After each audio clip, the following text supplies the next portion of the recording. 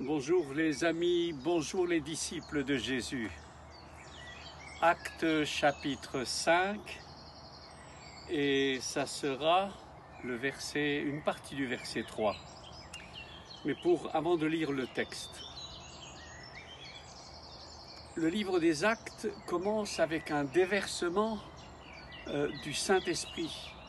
C'est puissant, c'est extraordinaire, c'est la gloire.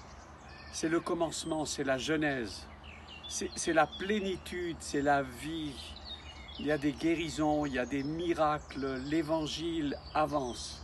Chapitre 5, de la gloire à la désillusion.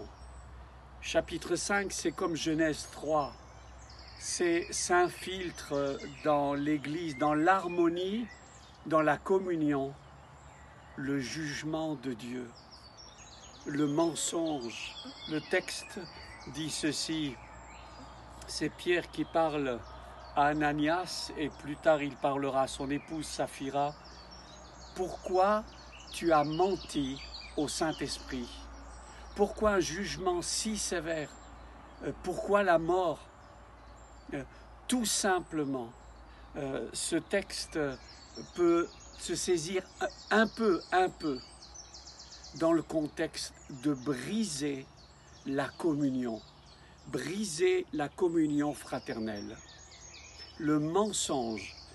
Ici, Ananias a vendu en champ une propriété, il l'a gardée, c'est à lui.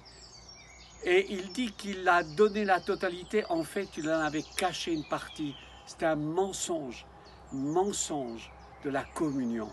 Mensonge où en hypocrisie on trompe. C'est pas Pierre qui a jugé, c'est Dieu qui juge.